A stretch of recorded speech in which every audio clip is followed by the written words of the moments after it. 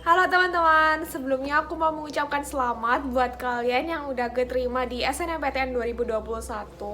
Buat yang belum beruntung, tetap semangat ya. Semoga diberikan yang terbaik buat kalian, bisa keterima di PTN yang kalian inginkan.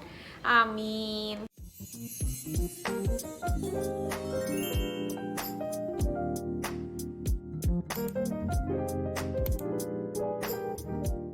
Kali ini aku mau membahas salah satu topik yang paling sering ditanyakan juga di DM Instagramku. Kira-kira ada yang bisa nebak nggak ya?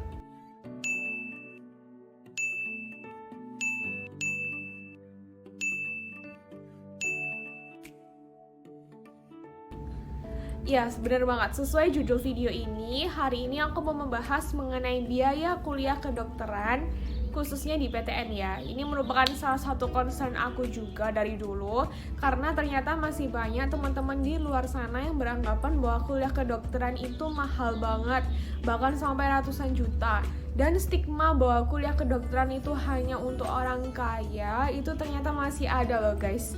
Jadi kalau kuliah kedokteran itu kayak ada gengsinya gitu loh. So, gimana menurut kalian ini mitos atau fakta? Oke, buat kalian yang pengen tahu, aku bakal kupas tuntas tentang biaya-biaya perkuliahan di FK, khususnya di PTN, dan ya khususnya di FK UNER juga karena aku kuliah di sana. Karena emang biaya kuliah di tiap univ itu beda-beda ya guys. Tapi semoga video ini bisa memberi gambaran lah buat kalian. Oke, yang pertama kita mulai dulu dari uang pangkal dan UKT.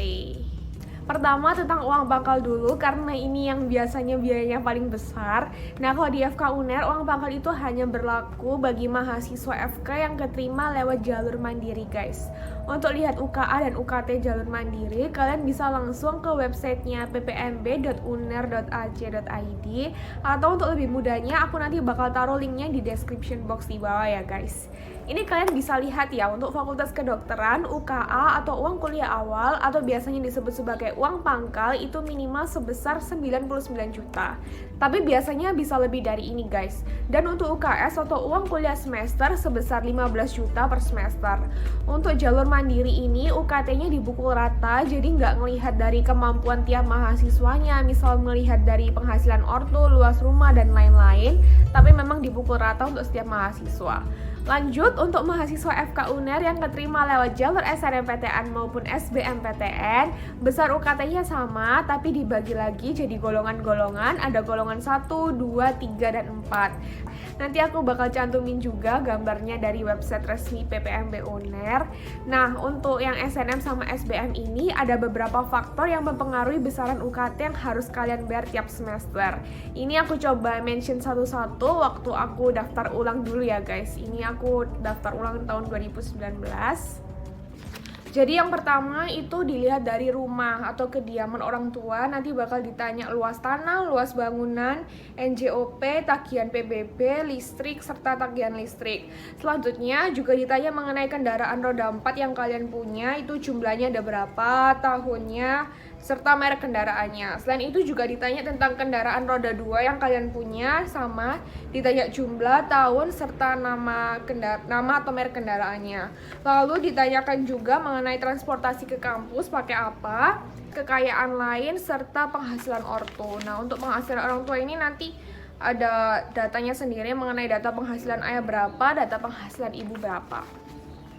Nah gitu sih guys, kira-kira berkas-berkas ini nanti yang harus kalian persiapkan sebelum kalian daftar ulang juga. Dan kira-kira ya faktor-faktor inilah yang mempengaruhi besarnya UKT yang nanti kalian harus bayar tiap semesternya. Nah, sama seperti jalur mandiri tadi, untuk lihat besaran UKT jalur SNM maupun SBMPTN tahun akademik 2021-2022, kalian bisa langsung ke website resminya ppmb.uner.ac.id. Untuk lebih mudahnya nanti aku bakal taruh juga di description box.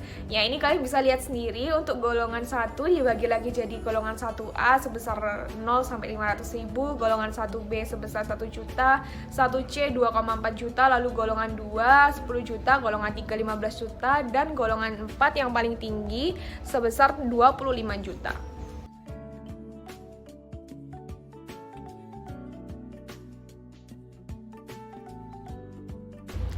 Jadi untuk urusan biaya menurutku di FKPTN ini sudah sangat dipermudah karena memang sudah disesuaikan dengan kemampuan masing-masing mahasiswa, nggak dipukul rata seperti yang terjadi di kampus swasta. Nah, yang udah aku jelasin sebelumnya itu untuk kelas reguler ya guys. Untuk kelas internasional itu ada biayanya sendiri dan untuk pendaftarannya itu juga ada jalurnya sendiri. Jadi untuk biayanya kalian juga bisa akses di ppmb.unar.ac.id. Nanti linknya juga aku taruh di description box. Nah, misal nih di tengah-tengah kuliah kalian itu ditimpa suatu musibah. Ini misal ya guys, semoga nggak terjadi di kalian dan di aku juga. Kalian itu bisa banget ngajuin keringanan UKT. Nah, ada beberapa cara yang bisa kalian pilih nih. Nah, yang pertama itu ada banding UKT. Jadi kalau banding UKT ini semacam pengajuan untuk menurunkan biaya UKT yang harus dibayar di semester itu. Misalnya nih si A, dulu UKT-nya sebesar 25 juta. Lalu dia mengajukan banding karena alasan tertentu dan udah disetujui, maka UKT di semester itu bisa turun misalnya jadi 15 juta. Jadi di semester itu si A ini cukup membayar 15 juta. Tapi hanya berlaku di semester itu aja ya guys. Terus yang kedua ada penangguhan UKT. Kalau penangguhan UKT ini proses penundaan pembayaran UKT gitu guys. Jadi kalau ini tuh jumlah UKT yang dibayar tetap sama tapi deadline-nya diperpanjang gitu guys, ditunda. Misalnya tadi ya guys, si A kan UKT-nya 25 juta. Awalnya deadline-nya misalnya 3 Januari itu untuk pembayaran UKT, tapi karena sesuatu hal dia mengajukan penangguhan UKT dan kalau emang udah disetujui deadline-nya itu bisa diundur misalnya jadi 3 Maret seperti itu. Dan yang terakhir itu ada angsuran pembayaran UKT. Kalau ini tuh semacam membayar UKT dengan cara mengangsur atau menyicil selama durasi waktu tertentu. Contohnya pakai si A tadi aja ya guys. Si A ini kan UKT-nya 25 juta. Terus karena suatu musibah dia mengajukan angsuran pembayaran UKT. Nah, misalnya kalau diterima dia bisa nih bayar 25 juta itu misalnya dicicil dalam 3 kali pembayaran. Misal pembayaran pertama itu 7 juta dilunasi tanggal 3 Februari. Lalu bulan selanjutnya 10 juta dilunasi tanggal 4 Maret misalnya. Terus sisanya itu 8 juta misalnya dilunasi tanggal 3 Mei. Jadi 25 juta itu dibagi jadi 3 kali pembayaran seperti itu guys. Nah, tapi ada beberapa syarat yang harus dipenuhi untuk mengajukan keringanan UKT ini guys, seperti mengalami bencana alam, orang tuanya pensiun, meninggal, terdampak pandemi COVID. Ya, kalau baru-baru ini paling sering sih terdampak pandemi COVID ya guys. Lalu misalnya orang tua cerai dan lain-lain. Nah, tentunya itu ada juga berkas-berkas yang harus kalian persiapkan sebagai bukti bahwa misalnya kalian tuh benar-benar mengalami musibah tersebut. Nah, ini di tiap universitas beda-beda ya guys, tapi kalau di kampusku kira-kira gambarnya kayak gitu. Selain itu, bagi kalian yang ingin mendapatkan uang tambahan atau ingin membantu orang tua kalian untuk membayar UKT, ada berbagai kesempatan yang bisa kalian ambil nih. Misalnya ikut olimpiade, lomba, event-event organisasi, magang, volunteer, dan bahkan banyak sekali beasiswa yang ditawarkan untuk kalian selama kalian berkuliah di FK. Jadi ya semoga harapannya masalah biaya ini nggak menjadi halangan untuk kalian menuntut ilmu di FK ya guys. Nah, tadi udah bahas panjang lebar tentang uang pangkal dan UKT. Selanjutnya kita ke uang praktikum. Nah, tentang praktikum ini biasanya yang sering ditanyain itu terkait praktikum anatomi ya. Pertanyaannya itu kalau masuk FK itu wajib beli kadaver nggak sih kak? Kadaver itu mayat yang udah diawetkan ya guys sebagai bahan pembelajaran kita. Nah, setahu aku ya guys, kalau di FK swasta itu emang disuruh beli kadaver, tapi nggak setiap mahasiswa beli satu kadaver. Biasanya mereka itu ada kelompok praktikum anatominya, jadi satu kelompok itu beli satu kadaver aja. Nah, itu info yang pernah aku dengar sih guys. Kalau misalnya di sini ada teman-teman FK swasta, boleh dong sharing pengalamannya di kolom komentar. Tapi kalau di PTN itu nggak beli kadaver sama sekali guys. Jadi kadaver itu untuk praktikum anatomi ini tuh udah disediain dari kampus. Jadi kita nggak ngeluarin biaya apa-apa lagi untuk praktikum, kecuali untuk barang-barang keperluan pribadi yang emang dipakai untuk menunjang berlangsungnya praktikum tersebut. Misalnya jas lab, handscoon, pinset chirurgis, pinset anatomis, dan lain-lain. Nah, ini kalian harus beli sendiri dan ya berdasarkan pengalamanku alat-alat tersebut wajib beli sih guys, karena emang untuk keselamatan dan keamanan kita sendiri dan untuk orang-orang di sekitar kita kan. Nah, kalau untuk praktikum lain itu nggak perlu beli apa-apa lagi guys. Jadi bisa dibilang biaya praktikum itu 0 rupiah. Kecuali ya tadi cuman beli jas lab dan perlengkapan untuk keselamatan diri aja.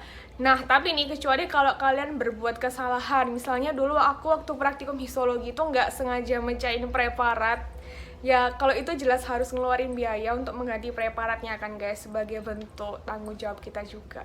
Jadi kalau misalnya kalian nggak ada kecelakaan atau nggak ada berbuat kesalahan apapun, ya nggak bayar lagi untuk praktikum ini. Selanjutnya, uang untuk buku seperti textbook, diktat, dan buku-buku penunjang lain. Oke, untuk buku ini sebenarnya ada yang wajib dan nggak wajib sih guys. Jadi kita mulai dari textbook dulu ya. Nah, untuk textbook yang menurutku wajib, ini menurutku ya guys, itu mata kuliah yang dasar-dasar. Kenapa? Karena analoginya nih, kalau dasar atau fondasi suatu rumah aja itu nggak kuat, rumah itu pasti gampang runtuh kan guys, gampang roboh. Nah, sama kalau kalian tuh belum bener-bener memahami materi dasar, nanti seterusnya itu makin keteteran dan makin sulit memahami materi yang diberikan di semester atas-atas. Jadi, menurutku kalau matkul FK yang dasar itu anatomi, fisiologi, histologi, biokimia, dan farmakologi. Ini berdasarkan pengalaman aku selama aku kuliah sampai semester 4 ini ya guys. Jadi aku nggak tahu nanti di semester 5 sampai 7 bahkan nanti di klinik butuh textbook apa lagi. Nah, kalau kalian mau detail tentang textbook ini, kalian bisa nonton video aku di sini ya. Yang judulnya rekomendasi buku kedokteran, nanti aku taruh di atas sini. Tapi sekarang kan zaman udah beda ya guys, jadi kalian nggak harus beli buku textbook fisiknya, bisa juga beli e-book, atau kalau BEM kalian udah nyediain G-Drive yang isinya e-book kedokteran, itu malah lebih bagus. Ya, kalian bisa mengaksesnya secara gratis. Kalau misalnya kepepet banget nih ya, biasanya ada juga kok mahasiswa yang pinjam kakak tingkat. Tapi ya emang kelemahannya nggak bisa dicoret-coret sih guys, dan itu menurutku alternatif terakhir banget. Karena ya menurutku textbook ini dipakai terus kok guys, sampai nanti kalian jadi dokter, sampai ke klinik juga gitu. Setelah itu untuk diktat, ini juga dari pihak kampus tuh nggak ngewajibin beli, tapi biasanya aku sama teman-temanku itu biasanya beli sih guys. Karena biasanya diktat itu isinya tentang penjelasan PPT dosen, tapi sama aja sih, diktat ini bisa pinjem juga ke kakak tingkat kalau kalian nggak mau beli atau kalian mau ngirit, tapi ya emang nggak bisa dicoret-coret. Terus ada lagi nih buku-buku terbitan kampus, kayak misalnya kalau di kampusku tuh dari Airlangga University Press, jadi itu penulisnya adalah dosen-dosen FK UNER. Ini juga kalau kalian butuh silahkan beli, nggak beli juga nggak apa-apa, ya menurutku nggak wajib juga. Terakhir, buku panduan untuk keterampilan medis, kalau ini tuh saranku wajib beli karena ini bakal dipakai terus sampai nanti ujian OSCE. Ya, ini intinya tentang panduan untuk skills lab sih guys. Selanjutnya, keempat, ngomong-ngomong tentang skills lab, kalau untuk pelaksanaan skills lab sendiri itu bayar apa enggak sih? Di kampusku nggak bayar ya teman-teman, emang nggak ada biaya khusus gitu, tapi namanya skills lab kan pasti butuh alat-alat kesehatan tuh. Nah, itu kita wajib beli sendiri, wajib beli sih ya, karena untuk latihan sendiri sebelum ujian, terus latihan juga sama dosennya nanti, kan nggak mungkin minjem teman atau cutting juga, karena misalnya in case ujiannya barengan itu kayak gimana. Nah, ini bakal dipakai juga sampai dokter muda, bahkan nanti kalian sampai jadi dokter, kalau misalnya alatnya belum keburu hilang sih ya. Yang kelima itu tentang uang ujian. Nah, ini juga salah satu pertanyaan yang sering ditanyakan. Di PTN itu nggak bayar ya guys, baik untuk ujian tulis maupun untuk ujian praktikumnya. Yang ujian utama maupun ujian perbaikan atau remedi itu semuanya 100% gratis. Setauku di PTN-PTN lain juga gitu sih. Beda lagi kasusnya kalau di FK swasta itu emang ada biaya administrasinya. Jadi mereka itu kalau mau ujian perbaikan atau remedi itu bayar. Nah, jujur aku kurang tahu mekanisme dan nominalnya berapa, mungkin sekitar 100-300 ribu per ujian. Yang selanjutnya ini tentang iuran. Nah, iuran ini biasanya berupa donasi gitu sih guys, entah dari fakultasnya atau dari universitasnya. Biasanya mahasiswa diminta donasi gitu. Ini opsional sih, sesuai kemampuan dan kerelaan masing-masing mahasiswa mau ngasih berapa, namanya juga donasi kan. Nah, biasanya iuran ini digunakan untuk dana sosial, acara angkatan maupun acara-acara lain. Oke guys, mungkin sekian. Kalau kalian merasa informasi ini bermanfaat, jangan lupa share ke teman-teman kalian, because sharing is caring. Bagi kalian yang ada pertanyaan, boleh langsung tulis di kolom komentar atau DM langsung ke Instagramku. Thank you guys.